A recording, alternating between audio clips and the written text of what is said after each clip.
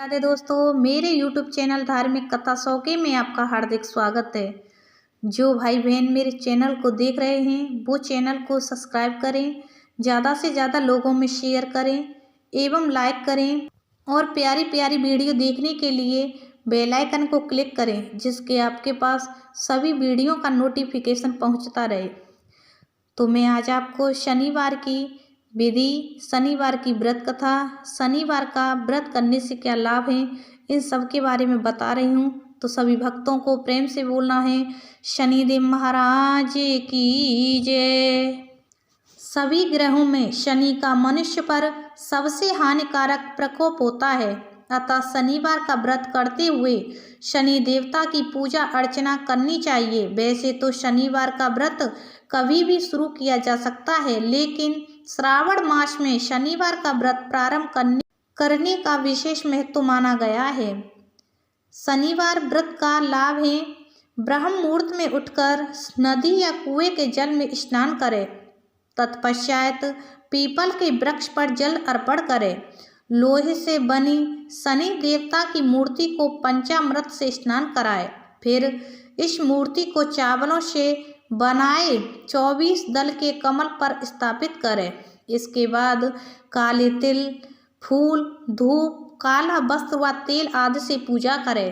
पूजन के दौरान शनि के इन 10 नामों का उच्चारण करें: कोड़स्थ, कृष्ण, पिपल्ला, सौरी, यम, पिंगलो, रौद्रोत्तको, बब्रू, मंद, शनिचरा। पूजन के बाद पीपल के वृक्ष के तने पर सूत के धागे से 7 परिक्रमा करें। इसके पश्चात निम्न मंत्र से शनि देव की प्रार्थना करें: शनिचरः नमस्तुभ्यं, नमस्ते त्वत्वराहवे केतवे, अथ नमस्तुभ्यं सर्व शांति प्रदो भव। इसी तरह 7 शनिवार तक व्रत करते हुए शनि के प्रकोप से सुरक्षा के लिए शनि मंत्र की समिधाओं में, राहु की कुदृष्टि से सुरक्षा के लिए दुर्वा की समिधा में, केतु से सुरक्षा के लिए केतु मंत्र में, कुशा की समिधा में कृष्ण जौ काले तिल से 108 आहुति प्रत्येक के लिए देनी चाहिए। फिर अपनी क्षमता अनुसार ब्राह्मण को भोजन कराए तथा लोहे वस्तु, धन आदि का दान करें। इस तरह शनिदेव का व्रत करने से दुर्भाग्य को भी सौभाग्य में बदला जा सकता है तथा हर विपत्ति दूर होती है। शनिवार व्रत कथा।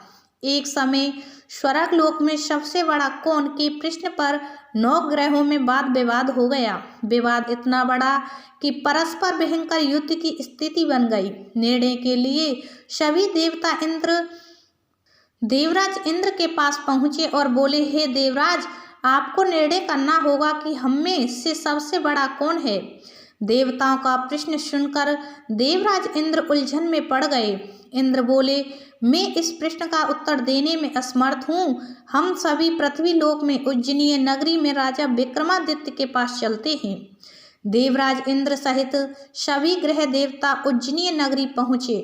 महल में पहुँचकर जब देवताओं ने उनसे अपना प्रश्न पूछा तो राजा विक्रमादित्य भी कुछ देर के लिए परेशान हो उठे, क्योंकि सभी देवता अपनी अपनी शक्तियों के कारण महान थे। किसी को भी छोटा या बड़ा कह देने से उनके क्रोध के प्रकोप से भयंकर हानि पहुंच सकती थी। अचानक राजा विक्रमादित्य को एक उपाय सूझा और उन्होंने विभिन्न धातुओं, स्वर्ण, रजत, कांसा, ताम्र, सीसा, रागा, जस्ता, अब्रक व लोहे के 9 आसन बनवाए। धातुओं के गुणों के अनुसार सभी आसनों को एक दूसरे के पीछे रखवाकर उन्होंने देवताओं को अपने अपने सिंहासन पर बैठने को कहा। देवताओं को बैठने के बाद राजा विक्रमादित्य ने कहा, आपका निर्णय तो स्वयं हो गया। जो सबसे पहले सिंहासन पर विराजमान है वही सबसे बड़ा है। राजा विक्रमादित्य के निर्णय को सुनकर शनि देवता ने सबसे पीछे आसन पर बैठने के कारण अपने को छोटा जानकर क्रोधित होकर कहा, राजा विक्रमादित्य, तुमने मुझे सबसे पीछे बैठाकर मेरा अपमान किया है। तुम मेरी शक्तियों से परिचित नहीं हो। मैं तुम्हारा सर्वनाश कर दूंगा। शनि ने कहा, सूर्य 1 राशि पर 1 महीने, चंद्रमा 2.25 दिन, मंगल 1.5 महीने, बुध और शुक्र 1 महीने, बृहस्पति 13 महीने रहते हैं। लेकिन मैं किसी राशि पर 7.5 वर्ष 7.5 तक रहता हूँ। बड़े बड़े देवताओं को मैंने अपने प्रकोप से पीड़ित किया है।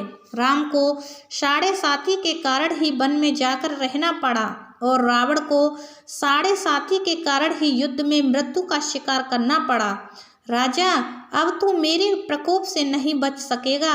इसके बाद अन्य ग्रहों के देवता तो प्रसन्नता के साथ चले गए, परंतु शनिदेव बड़े क्रोध के साथ वहां से विदा हुए। राजा विक्रमादित्य पहले की तरह ही न्याय करते रहे। उनके राज्य में सभी स्त्री पुरुष बहुत आनंद से जीवन यापन कर रहे थे। कुछ दिन ऐसे ही व्यतीत हो गए। उधर शनि देवता अपने अपमान को भूले नहीं थे।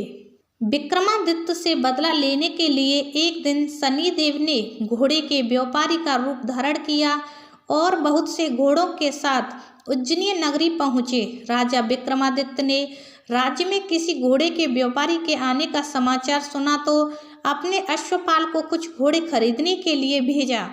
घोड़े बहुत कीमती थे। अश्वपाल ने जब वापस लौटकर इस संबंध में बताया तो राजा विक्रमादित्य ने स्वयं आकर एक सुंदर व शक्तिशाली घोड़े को पसंद किया। घोड़े की चाल देखने के लिए राजा उस घोड़े पर सवार हुए तो वह घोड़ा बिजली की गति से दौड़ पड़ा। तेजी से दौड़ता घोड़ा राजा को दूर एक जंगल में ले गया और फिर राजा को वहां गिराकर जंगल में कहीं गायब हो गया। राजा अपने नगर को लौटने के लिए जंगल में भटकने लगा, लेकिन उन्हें लौटने का कोई रास्ता नहीं मिला। राजा को भूख प्यास लग आई। बहुत घूमने पर उसे एक चरवाहा मिला। राजा ने उससे पानी मांगा। पानी पीकर राजा ने उस चरवाहे को अपनी अंगूठी दे दी। फिर उससे रास्ता पूछकर वह जंगल से निकलकर पास के नगर में पहुंचा। राजा ने एक सेठ की दुकान पर बैठकर कुछ देर आराम किया। उस सेठ ने राजा से बातचीत की तो राजा ने उसे बताया कि मैं उज्जैनी नगरी से आया हूँ। राजा के कुछ देर दुकान पर बैठने से सेठ जी की बहुत बिक्री हुई। सेठ ने राजा को बहुत भाग्यवान समझा और खुश होकर उसे अपने घर को भोजन के लिए ले गया। सेठ के घर में सोने का एक हार खूंटी पर लटका हुआ था। राजा को उस कमरे में छोड़कर सेठ कुछ देर के लिए बाहर गया। तभी एक आश्चर्यजनक घटना घटी। राजा के देखते देखते सोने के उस हार को खूंटी निगल गई। सेठ ने कमरे में लौटकर हार को गायब देखा तो चोरी का संदेह राजा पर ही किया, क्योंकि उस कमरे में राजा ही अकेला बैठा था। सेठ ने अपने नौकरों से कहा कि इस परदेशी को रस्सियों से बांधकर नगर के राजा के पास ले चलो। राजा ने विक्रमादित्य से हार के बारे में पूछा तो उसने बताया कि उसके देखते ही देखते खूंटी ने हार को निगल लिया था। इस पर राजा ने क्रोधित होकर चोरी करने के अपराध में विक्रमादित्य के हाथ पांव काटने का आदेश दे दिया। राजा विक्रमादित्य के हाथ पांव काटकर उसे नगर की सड़क पर छोड़ दिया गया।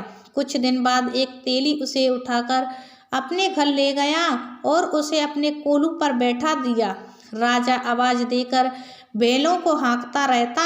इस तरह तेली का बैल चलता रहा और राजा को भोजन मिलता रहा। शनि के प्रकोप की 7.5 पूरी होने पर वर्षा ऋतु प्रारंभ हुई। राजा विक्रमादित्य एक रात मेघ मल्हार गा रहा था कि तभी नगर के राजा की लड़की राजकुमारी मोहिनी रथ पर सवार हो उस तेली के घर के पास से गुजरी। उसने मेघ मल्हार सुना तो उसे बहुत अच्छा लगा और दासी को भेजकर गाने वाले को बुला लाने को कहा। दासी ने लौटकर राजकुमारी को अपंग राजा के बारे में सब कुछ बता दिया। राजकुमारी उसके मेघ मल्हार से बहुत मोहित हुई, अतः उसने सब कुछ जानकर भी अपंग राजा से तब राजा विक्रमादित्य ने अपना परिचय देते हुए शनिदेव के प्रकोप की सारी कहानी सुनाई। सेठ को जब इस बात का पता चला तो दौड़ता हुआ तेली के घर पहुंचा और राजा के चरणों में गिरकर क्षमा मांगने लगा।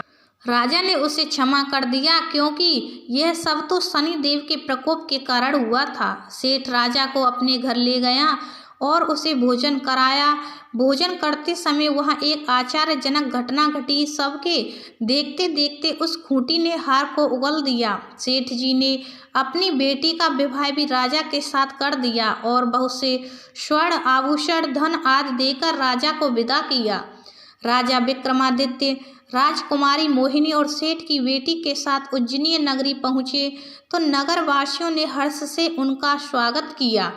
अगले दिन राजा विक्रमादित्य ने पूरे राज्य में घोषणा कराई कि शनिदेव सब देवों के देव हैं तथा सर्वश्रेष्ठ हैं। प्रत्येक स्त्री पुरुष शनिवार को उनका व्रत करे और व्रत कथा अवश्य सुने। राजा विक्रमादित्य की घोषणा से शनिदेव बहुत प्रसन्न हुए। शनिवार का व्रत करने और व्रत कथा सुनने के कारण सभी लोगों की मनोकामनाएं शनिदेव की अनुकंपा से पूरी होने लगी। सभी लोग आनंद पूर्वक रहने लगे। ये शनिवार की कथा हुई समाप्त। बोलो शनिदेव महाराज की जय।